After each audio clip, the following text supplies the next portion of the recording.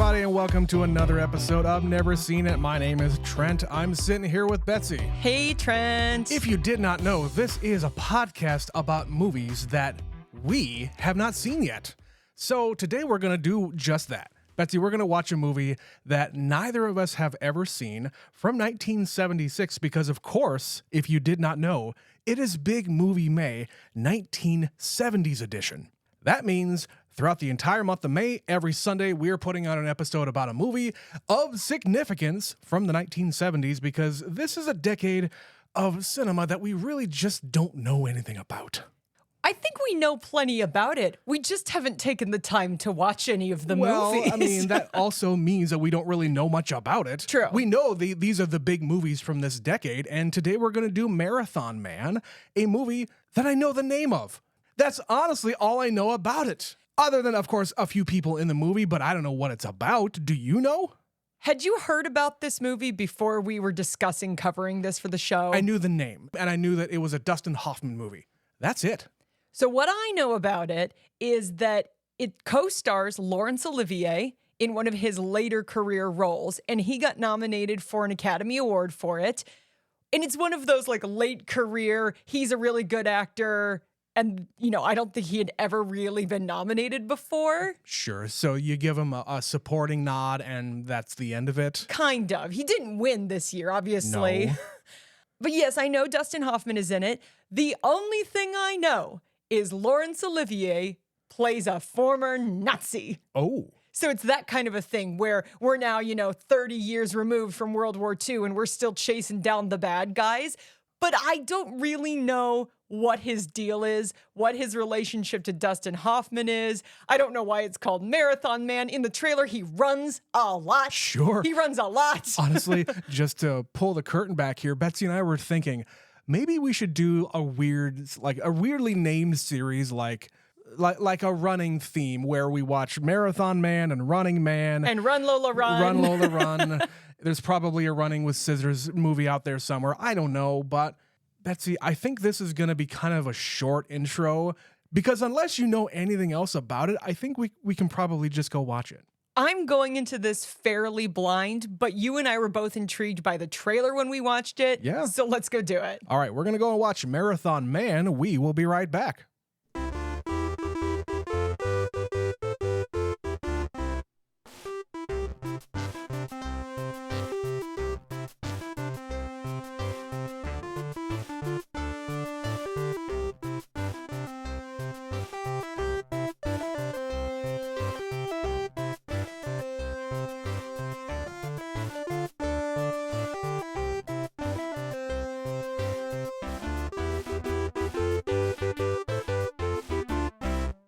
And that was Marathon Man. Betsy, 1976's, I don't really know what to call this one. What did you think about it? Well, first I'd say it's a thriller, if we're going to define it as anything. Yes, yeah. I would say this is good. I don't know if I'm going to go so far as to say this is a great movie. I'm not in love with it. Go ahead, but yeah, I'm with you. There were moments where I was definitely like into the whole conspiracy, like everybody is really paranoid and there's a lot of shadows and you don't know what's going on. And Yeah, there's kind of a everybody's mystery. in on it. Nobody's on one side or the other. Yeah. And I was definitely on the edge of my seat at different moments, but it never fully clicked for me. Like I kept waiting for it to like lock in and really grab me. And then it would be like, put the foot on the gas and then it would slow down. And then it would pick up the pace and then it would slow down. I expected it to go a lot of places that it doesn't actually go. At the end of the movie where he's finally escaped from them, he's got clothes, he's got the gun, and they're driving to this house out in the country.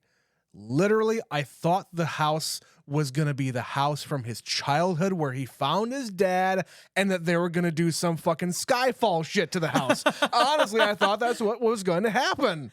It did not. It was sort of anticlimactic. He basically confronts this lady and is just like, whose house is this? Whose house is this? And at this point of the movie, we're pretty far in. The paranoia is getting to him, which is, okay, fine and understandable. Sure. But then she just sort of crumbles right away and is like, how did you know? When did you find out? Oh, I didn't. You just told me. Yeah, he just looks off into the distance and says, just now. And they just wait. What? They just wait there until the guys come. And obviously they're all armed. He's got a gun, but at any time they could just pull, one of the guys could pull a gun and this would be over with. But he wants to get Zell, which I don't even know if he understands that Zell is the guy who killed his brother. Like, does anyone ever explicitly say that? Did I miss it? It's possible that he actually does say something to him when he's dying on his floor, and he just doesn't say anything to the other people. But no, I think through the process of elimination, obviously he's the big bad, so you gotta go after him. Clearly he's the guy. But that's what I feel like is lacking in this, is that process of elimination. Like, there's details I could have used further clarification on. We have this big dramatic scene where Roy Scheider gets stabbed in the gut and he drags his bleeding ass all the way back to Dustin Hoffman's apartment and he whispers something to him and we never know what it is. Nope. Everybody wants him to say, what did he tell you? What was so important? Dude got tortured and didn't say anything. Because either he genuinely didn't tell him anything of consequence, like he says, well, he said my name a few times. Dustin Hoffman is not convinced he said anything. Then what was the point of that scene? Right. Why did we do this? Like, we're building this whole mystery, but then we leave half of the mysteries alone. Yeah, I feel like there's a lot of dangling threads here that I don't even think that they're trying to set things up and knock them down. It's just very loose associations with these characters and these places. You have no idea what the MacGuffin is, which is this fucking Band-Aid tin, which, by the way, Betsy and I were having a grand old time reminiscing about our own childhood when our parents had those Band-Aid tins. Shit used to come in tins, not little cardboard boxes Damn it, you'd throw things away. need to come in tins again. Like, I love it. You were talking about fucking ice cream coming in those tins. I said the saltine crackers came in tins. But they introduced that concept at the beginning of the movie, and we keep seeing it move around, and we're like, what's in the tin? What's in the tin? And then it just stops. It just ends there. Right. We don't know what's happening. And it's not until like the very end of the movie that we discover, oh, there's lots of tins and there's lots of couriers, and this is going on repeatedly. It's not just a one and done situation. That's honestly what I thought it was. Whatever was in that one tin was the big thing. But it turns out that there is a whole lot of these fuckers in there. Diamonds. A lot of diamonds.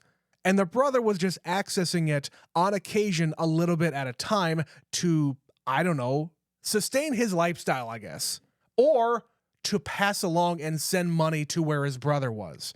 But again, they don't really bother going into any details here of the relationship between the brothers, how this other guy escaped and has been living in a fucking jungle somewhere. They also don't really lock down exactly what it is that Doc does for the Division. Yeah, like, what the fuck? Are they good guys? Are they bad guys? I was so confused by what am I supposed to believe here? Yeah, there's this through line here of Doc and his friend with the good hair, the friend with the good hair, Janeway. Well, he Janeway. said Janie they call him though. Fine, his name is Janeway, whatever. But he and Janeway work for this shadowy agency that is completely off the books. Nobody even knows what the fuck they are. They work somewhere between the CIA and the FBI. It's a very gray area because when you think about the CIA, especially back in the 60s and 70s, they're doing all sorts of ill shit around the world, and not a lot of it is very legal.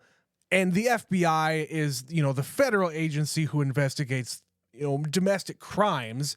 But there's an in-between that maybe these agencies use them to get their dirty work done. That's the implication anyway, and they play all sides. And they sort of explain it. They basically tell him, oh, well, we know where Zell is. We know all about Zell. He is the wealthiest, most wanted Nazi still left alive and unaccounted for. But everybody in the world thinks he's dead. Sure, but this agency uses him in order to collar other Nazis that have escaped elsewhere in the world. Because he has no problem coughing up his friends and saying, okay, Yeah. well, I got somebody that you can pick up. But they also help him get his merchandise around the world. And when Janeway is like explaining to Dustin Hoffman, this is who he is, we would know if he's in the country, but then he immediately turns around and like takes him back to being tortured. They just kept doing this like back and forth where I'm like, they fake you out. Is he a bad guy or Yeah. is he a good guy? I could not understand it. Yes, at the end, he's pulling a gun on him, but that still doesn't exactly convince me because the whole time, every time I was thinking, okay, I know he is on the side of his brother, except no, now he's on the side of Zell. Except no, now he's on Dustin Hoffman's side. I have no idea where Janeway's allegiances lie. Exactly. I have no fucking idea. What is his motivation? What is driving him? Is it loyalty to Zell? Is it friendship to Doc? Is it the agency? Is it the government? Is it fucking Germany? Nazi? Is he a Nazi? You know what I just thought of? This just popped into my head. That little shit on Game of Thrones who is pretending, Ramsay Bolton? Ramsay Bolton, because he's got Theon in his little torture chamber and he's pretending to be somebody else, and then he helps Theon escape only to bring him back to the torture chamber to torture him more. Okay, so Janeway is just playing around with Dustin Hoffman. That's what it feels like. He's just doing it to fuck with him. He's bringing him into his fucking torture chamber, and we gotta talk about that right now because, guys, I don't do well with a few different things. Number one, eye stuff. I have really sensitive eyes. I can't even think about stuff going in my eyes sometimes because my eyes will just water. Number two, water. Speaking of, I can't swim. I won't swim. I will never swim because of a childhood incident that happened a long, long time ago. I've mentioned it before. It's not worth getting into, but I don't swim. And the third thing is teeth stuff. Betsy, you saw me on the couch squirming when they got in there with the goddamn drill and oh my God. So one of the things I did know about this movie was the fact that Zell was like an evil dentist. Yeah, you mentioned that he was a dentist on the couch, and I'm like, oh, how did you know that? Did they say that? They hadn't said it yet, but I was like, oh, this is the thing I know about this movie. It's that Zell tortures him with his dentistry, which, you know, if that isn't enough to get an entire generation of people to be like, well, fuck the dentist. I don't know about that. God knows when somebody's going to just, you know, stab me in with a cavity or come after me with a drill. I mean, my dad has told me stories about back when he was a lot younger where they didn't have Novocaine. No, it just wasn't a thing. They just went in there. Which is, I mean, why both of my folks have dentures. Like, they never went to the dentist. I honestly didn't even go to the dentist until I was in high school because my folks just, they weren't brought up with it. It wasn't a thing. They also didn't have fluorinated water where they grew up, I'm sure. Maybe. I don't even know when the hell that started. It started pretty early, but if you lived in the rural parts of the country, you wouldn't have had accessible. My dad had well water and all that shit, so anyway. But yes, I knew this about Zell in this movie, that he was going to torture Dustin Hoffman using dental tools. And there's this moment, I liked the direction in this scene because he takes out his little briefcase and he takes out an electrical cord. And they plug it into the wall, and then they just slowly follow the cord to something in the case. They don't show what it is. And I'm just going, oh no, oh no, oh no, oh no. In later years, we've seen torture scenes before where they like hook up electrodes to somebody and they put their head in water and they electrocute them, or they put their feet in water. That's it. They put their feet in water and they put the electrodes on them, and it just is even worse when they do it that way. Oh no, this is worse than actually being electrocuted. Oh my God. Getting drilled into a healthy tooth. And I'm sorry, guys, if you have sensitivity to this, I apologize, but we just watched the movie and this is horrifying to me. And of course, the rest of the movie, you see Dustin Hoffman with this terrible, terrible thing that happened to his tooth. It's one of his front teeth. It's all mangled and Yeah. And like he ugh. has this, I don't even know what you call it, but the brand name that I can think of is Ambisol. It's the little solution that you put on your gums when you have a toothache. It's some kind of oil, he said, or Yeah. gel that like numbs your pain.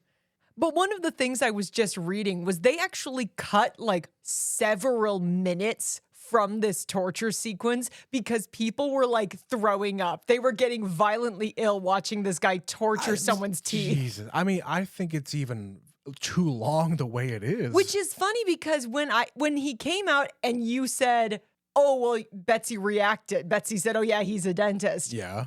During that scene, he like pokes him once and then it was over. And I was like, this is it? This is what everybody's freaking out about? There has to be more, right? Oh, he was a lot more. And then he brings the drill out. But still, in the grand scheme of like torture movies, we have seen way worse torture. But in 1976, I could see how people would watch this movie and go, I cannot look at this. I don't want any part of this. Please make it stop and make it stop soon.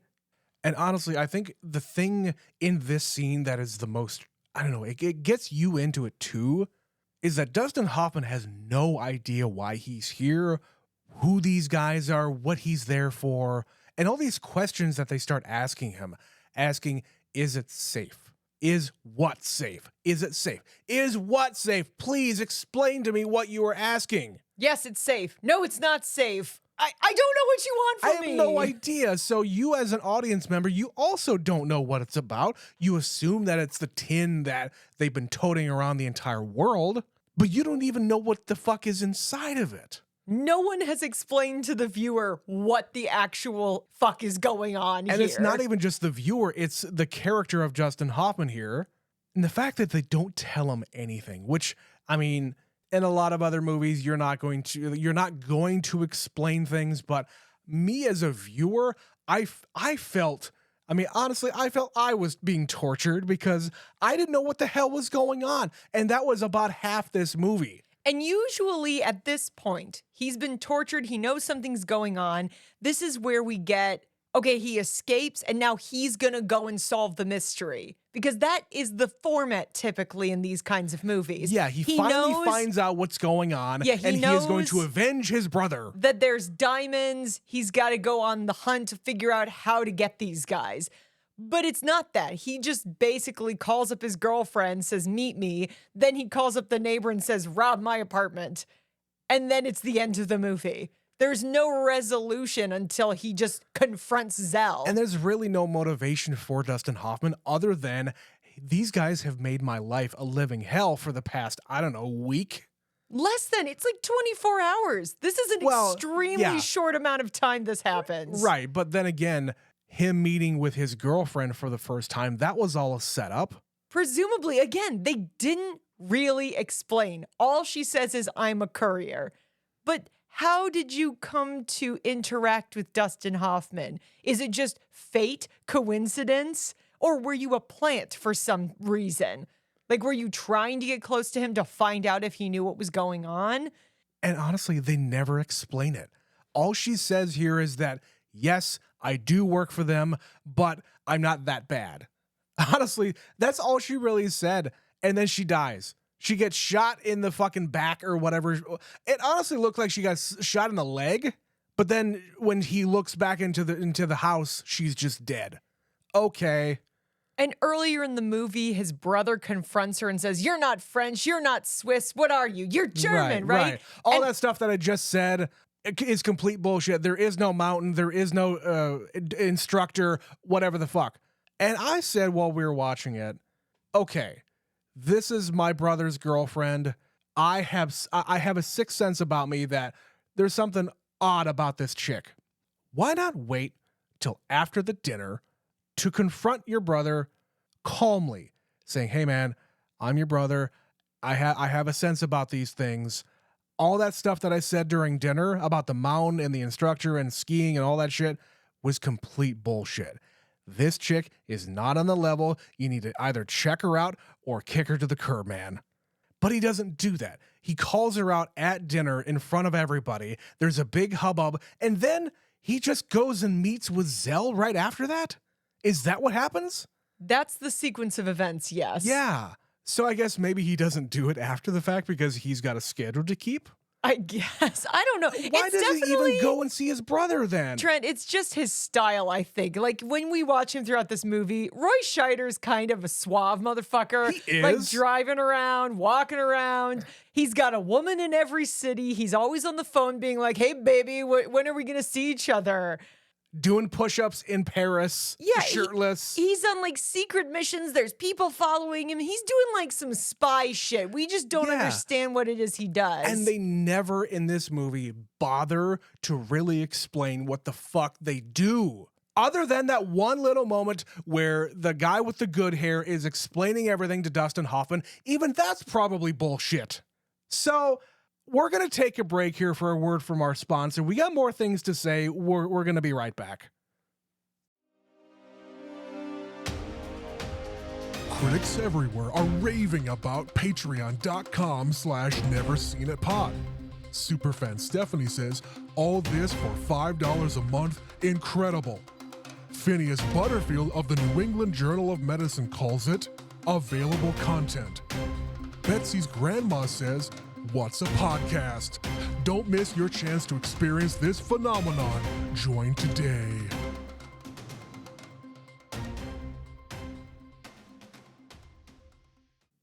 So I've already kind of mentioned it once or twice here, but this being 1976 is when this movie came out.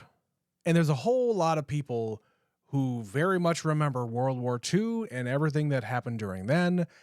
Still a lot of people still alive who were actually involved in that, both on the good side and the bad side.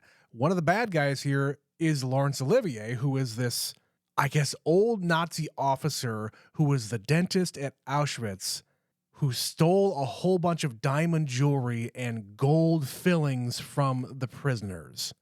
Which, right off the bat, holy shit, what a story. The thing I was thinking while this movie was going on is that you can't make this movie anymore. You cannot make this movie present day anyway. You would have to set it in the past, because even if any of these guys are still alive, they're 100 years old. Pretty much. We have gotten so far removed that it's just not possible to do it present day anymore. Right. So you can't have the scenes at the very end here where Zell is just in the fucking Diamond District in New York. The most Jewish area in the entire city. Totally.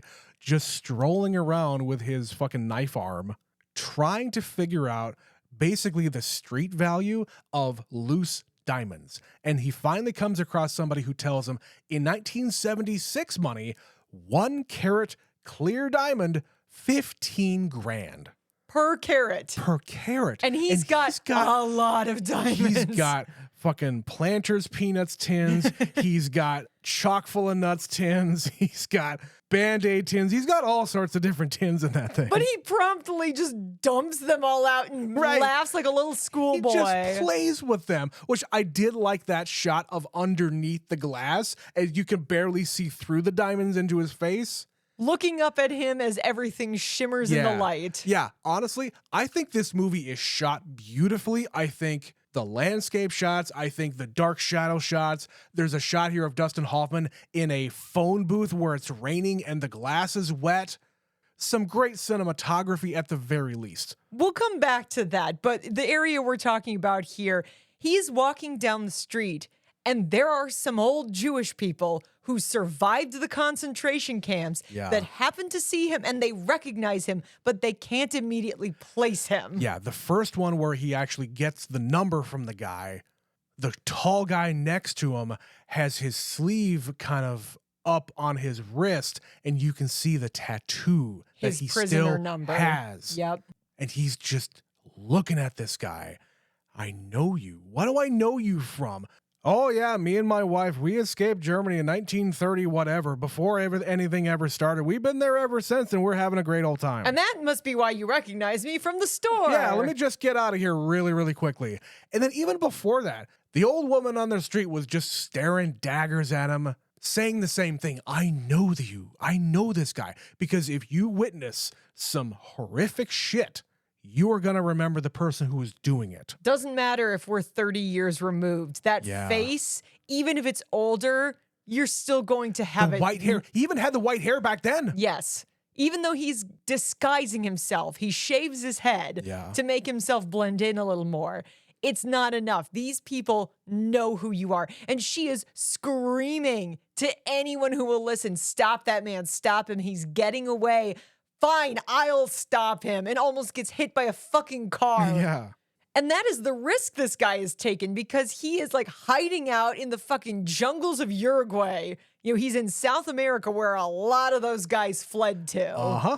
And he chooses the most densely populated place in the city of New York with the highest probability he is going to be recognized. You can't find another jewelry shop who's going to tell you this. Or you can't find one more goon who could do this for you. Like, you send your schmucks to go and get Dustin Hoffman. He doesn't fucking know anything. Why do they keep going after him? Because he knows too much now? Or just go get the diamonds, let the heat die off a little bit, and then maybe get out of New York City, for fuck's sake.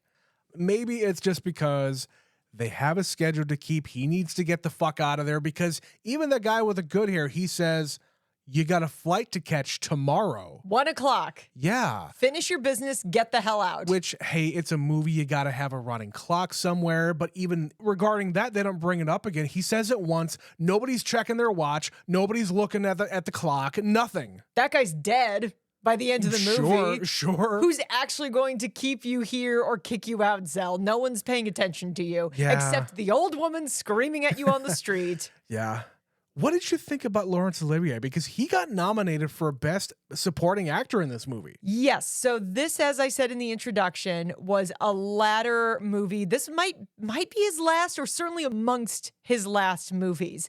And he is nominated for Best Supporting Actor at a lot of places, but specifically the Academy Awards.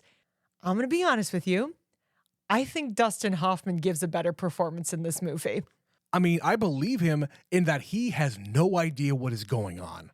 Whereas Laurence Olivier, he's not bad, but I thought he was going to be this like really, really evil. I wanted him to be more gonna menacing. Be scary. Yeah. No. He's been hanging out in South America for decades. And he's not in half the movie. Yeah, that too. But every time we come back to him, I kept waiting for him to be more and more menacing. And yes, he kills Roy Scheider, but that happens and then we don't see him for a while. He's not really pursuing Dustin Hoffman. He gets his diamonds and then they have a confrontation and then the movie's over. And I was just like, okay. I think this is one of those nominations that is more, it is Laurence Olivier. The man has been nominated for Best Lead Actor for a very, very long time.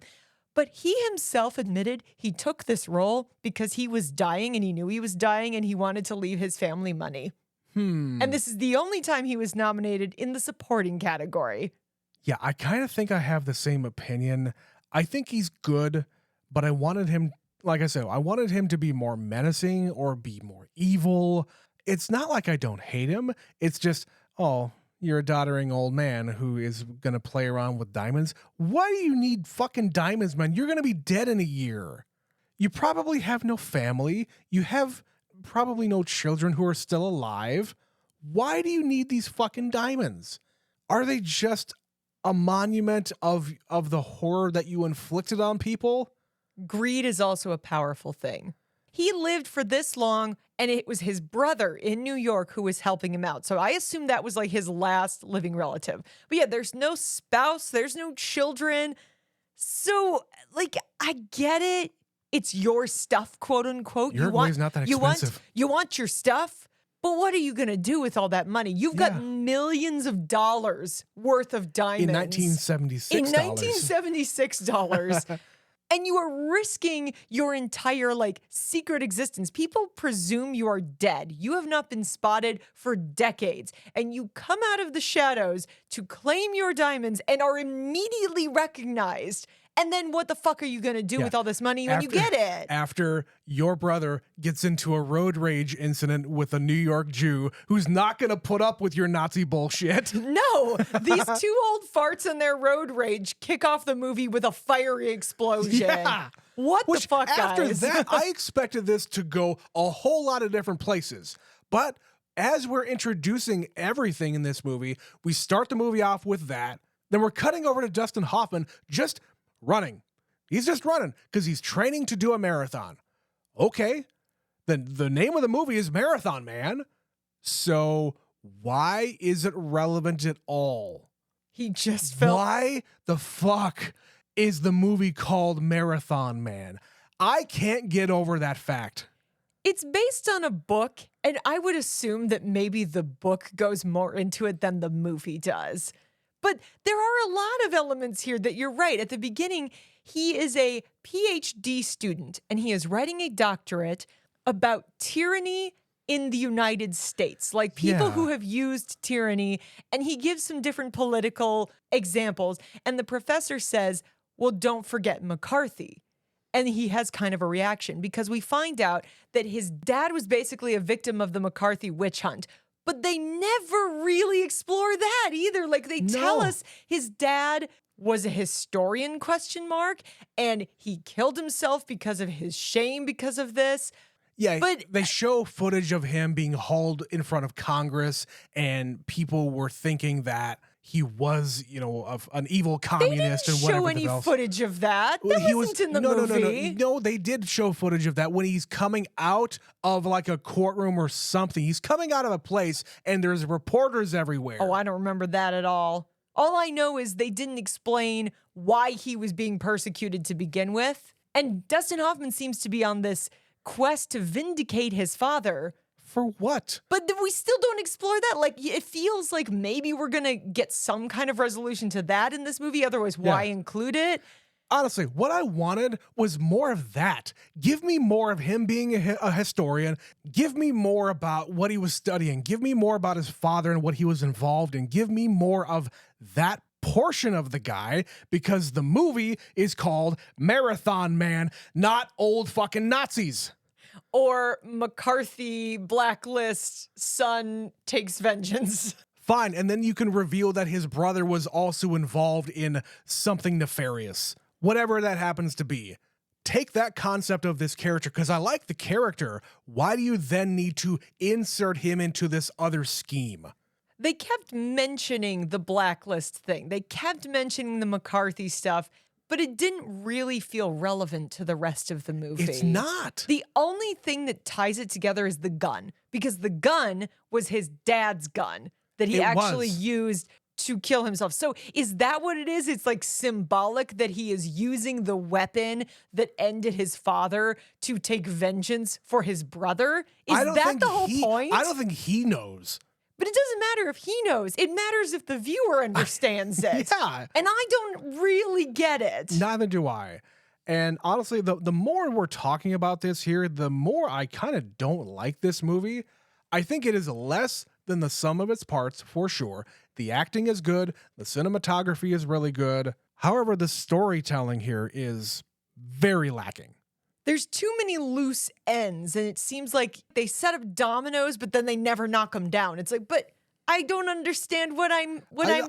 Yeah, you're setting up this stuff about him being the historian and being a PhD student. Then he meets this pretty girl, and then, oops, we don't think about that ever again.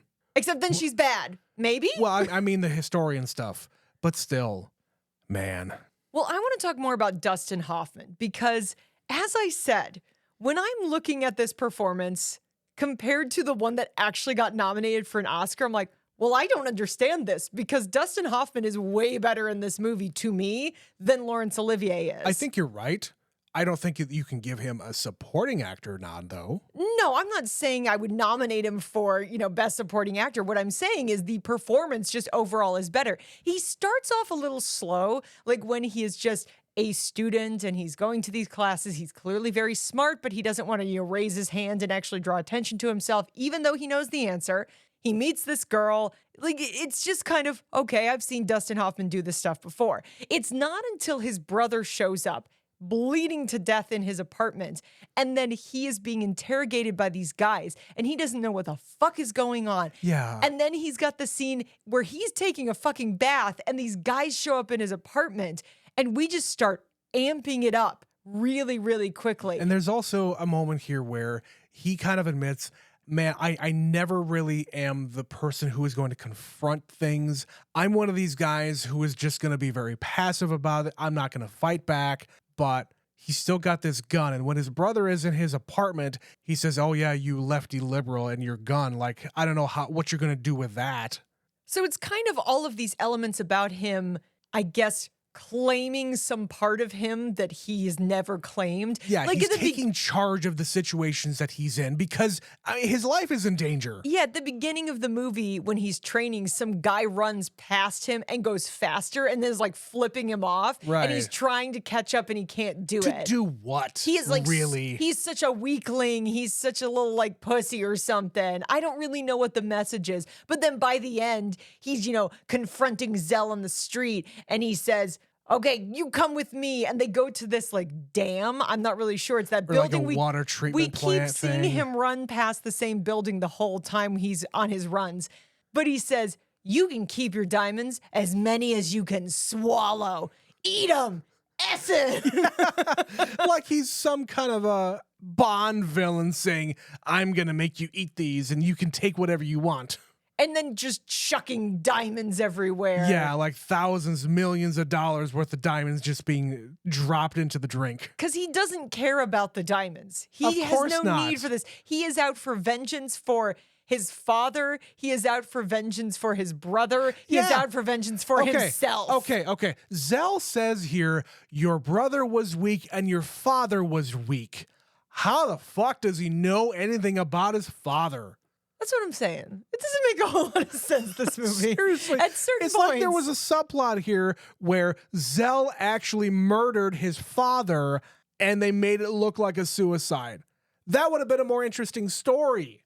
Like somehow your dad was a secret Nazi collaborator. Or his dad was a secret Nazi fighter. He fought against the Something, Nazis. anything. And Zell was there to take revenge off of whatever. I don't care. He's been fucking off down to Uruguay. He's got nothing to do with your father. Seriously. No, I liked the confrontation at the end where he's just like swallow the diamonds It's because silly. it's silly. That was the thing about this. There were times this movie was really exciting, but there were times this movie was really silly. Like you even said at the very beginning, like there is a guy who has a bomb in a little like baby carriage in Paris. And we don't really get an explanation for that either. He tries to blow up Roy Scheider and it doesn't work. But you were like, what the fuck is this? You were laughing because there's just like little baby doll legs flying through the air. Right.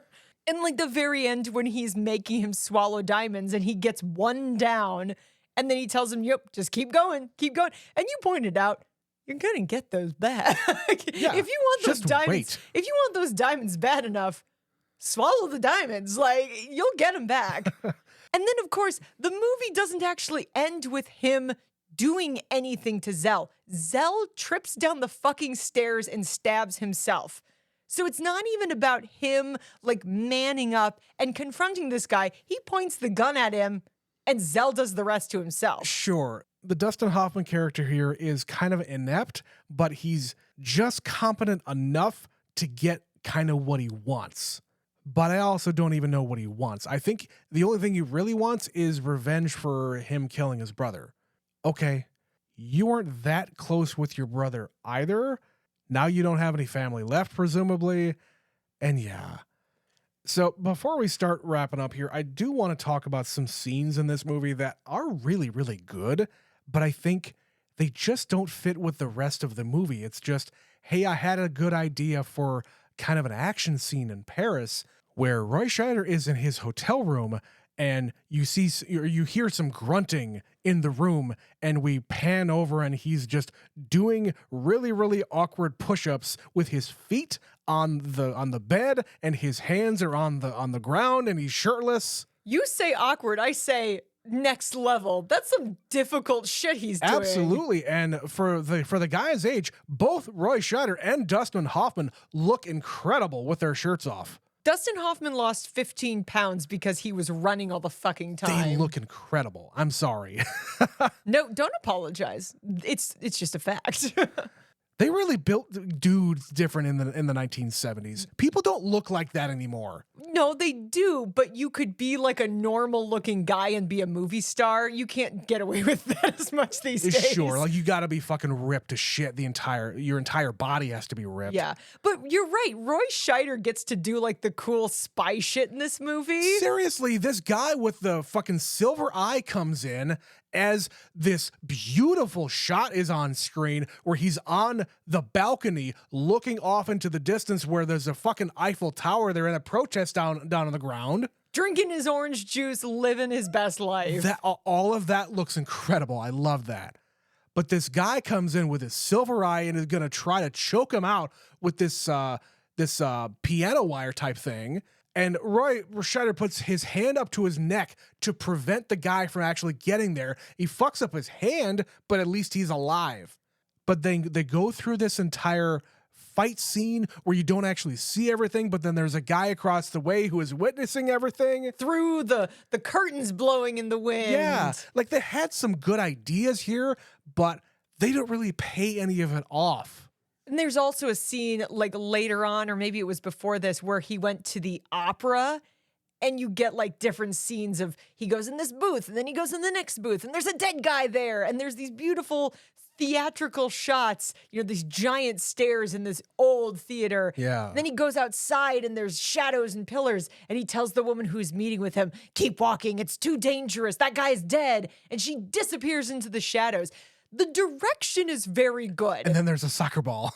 Yeah, and we don't know what that's about. Yeah. Like, was that her fucking with him? Was that some kid? Was that a bad guy? We don't know. I said it was a bomb. So I say, the paranoia is absolutely throughout this movie. Yes, they're building the tension in this movie for sure. And but it's never fucking paid off. But I was into it while it's building. So had high hopes at the beginning, but it just never really got all the way there. Yeah. And then it's just sort of like, okay, it's an old man with his diamonds, but we apparently have this entire nefarious network of couriers around the world, and everybody's fucking everybody else over, I guess. And then there's this secret agency who is also supporting him.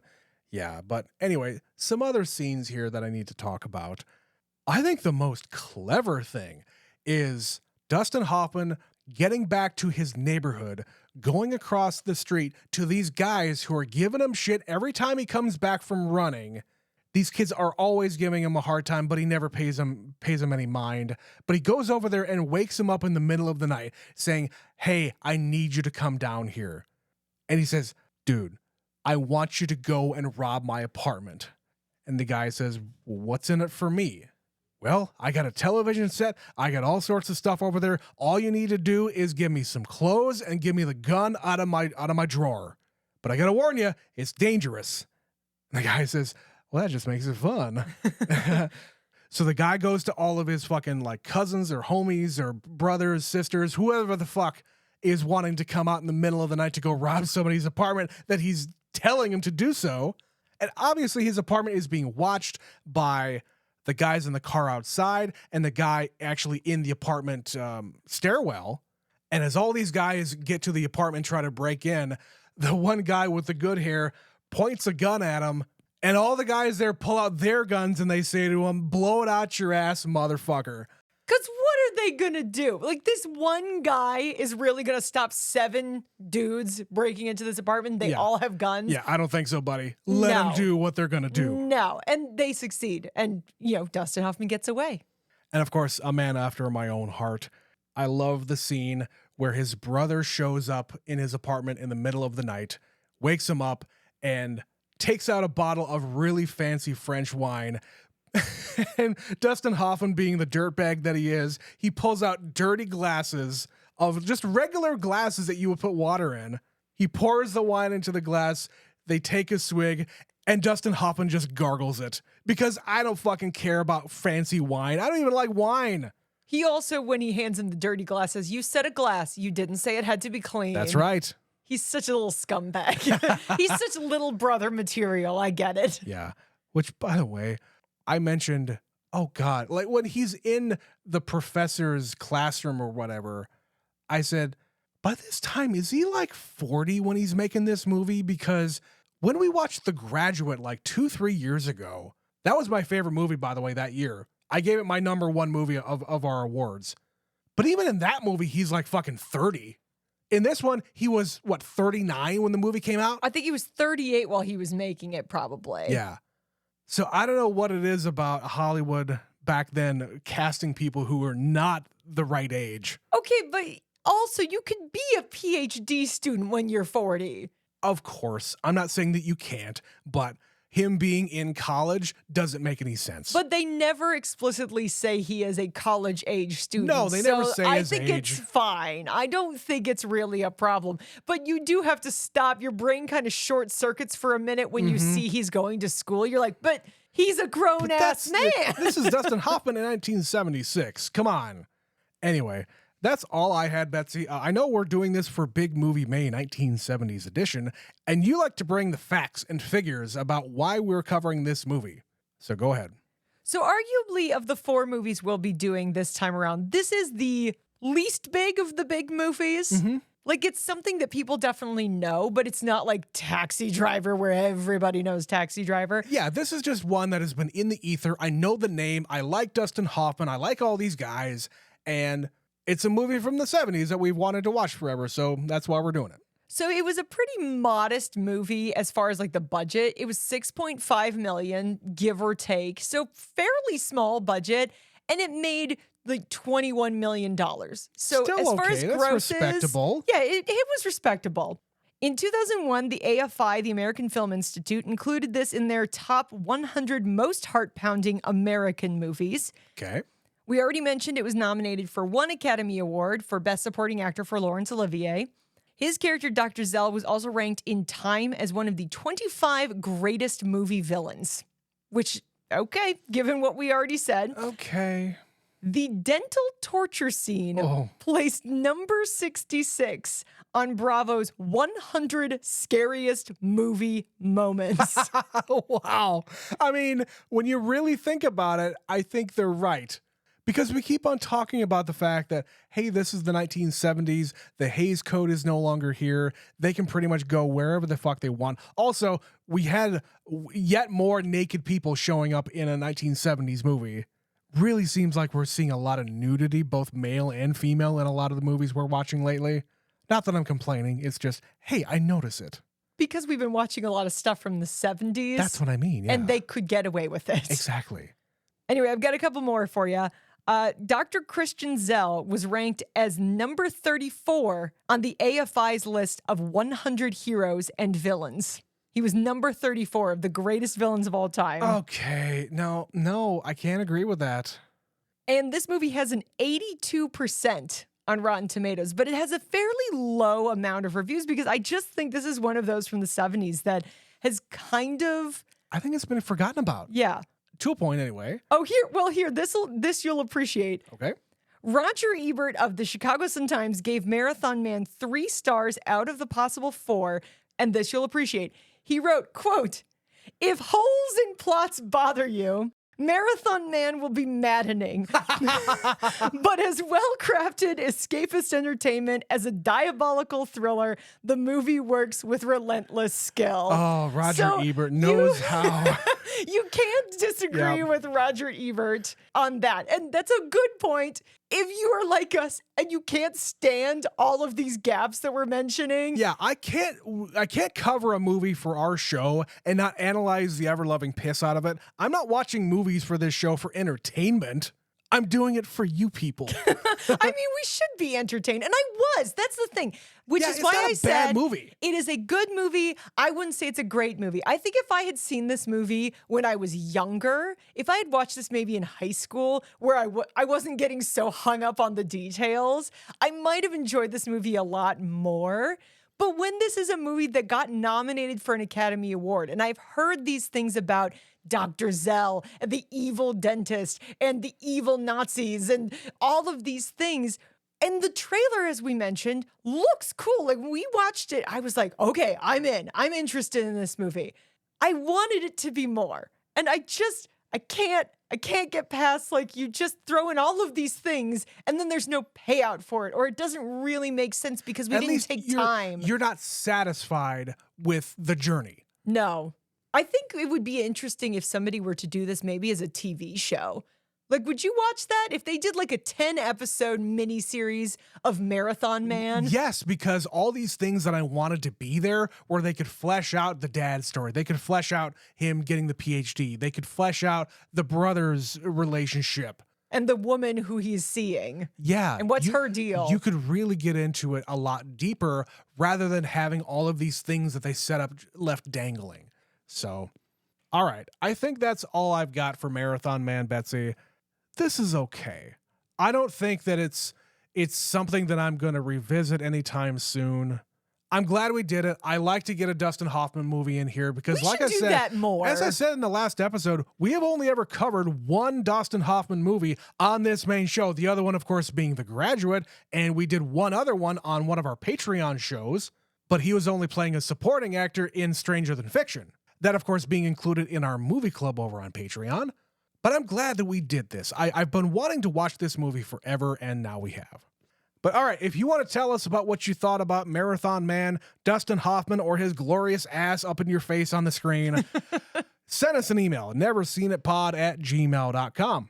We, of course, got an email from our super fan, Stephanie, about Blade Runner 2049 back when we were doing Sci-Fi Sunday. She says about this sequel, I like this one too, but I've only ever seen it once. I think it fits well with the original while still expanding our knowledge of the world. It is a little long, but I'm glad that they decided to do one long movie instead of two movies. I'll skip this next line because it's kind of a spoiler. She says, I like the characters, I like the story, and I like the visuals. Overall, it's a pretty great movie and warrants a rewatch. I would highly recommend that. She says, I was sick earlier this week and watched a few movies. I watched Two Night Stand, which I loved, and I think you should cover for your show Real Love. Thank you for the recommendation. I know about this movie. I have heard of it. I know about it. I have not watched it yet. Yeah. She says, I watched Lisa Frankenstein, which is insane but fun. I watched The Map of Tiny Perfect Things, which is a lovely coming-of-age time loop love story. That is okay. Okay. I've never heard of that movie, but it sounds something that is up our alley. She says, I watched Bloodfest, which is a decent horror comedy. And then last night was a date night, and we went to a no-shit movie theater. We saw Until Dawn, which was a fun time loop horror movie. We also started our yearly rewatch of all the Star Wars movies. Because, of course, May the 4th was last weekend. It is the entire celebration of Star Wars that entire week. So we're a little late on this one, Stephanie. We apologize. But thank you for writing in. Until Dawn is actually based on a video game, if you did not know. I don't know this movie. Is this a new one that's It's out? brand new. Yeah, she just went to the theater. So, yeah. I missed that one. But I we don't understand. We don't go Yeah. to new movies very much. No. And I understand that the people who like the game and they've seen the movie, they don't think it's a very good interpretation of the game. Maybe if you've never played the game, you can get something out of the movie. But yeah, a lot of people really like Until Dawn, the game. I've never touched it. It can't be any worse than the Borderlands movie. Oh, God. I didn't watch it, but I watched you watch it recently. Yeah, I hardly ever watch new movies or actually any kind of movies without Betsy.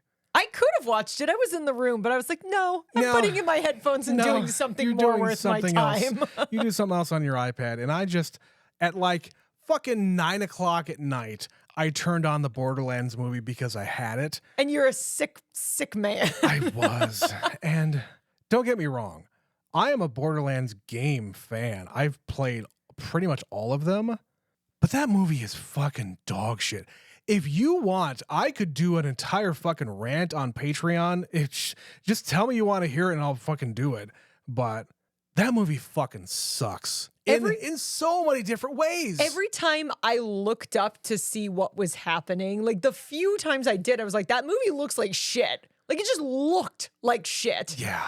I didn't have any context for who was in the movie, what was happening, what was the plot. I was just like, what the fuck is going on every time I looked at the screen? The movie itself is not made for anybody.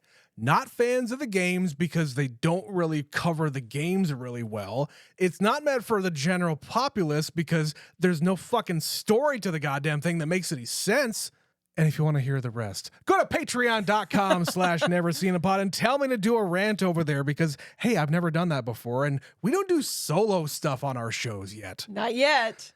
Maybe we should do something like that. Maybe you should just Tell do this us- because it's been bothering you for weeks since you watched it. Tell us what you want us to do solo over on Patreon, but make it classy, of course. This is a classy podcast, and we're classy folks. Fuck yeah.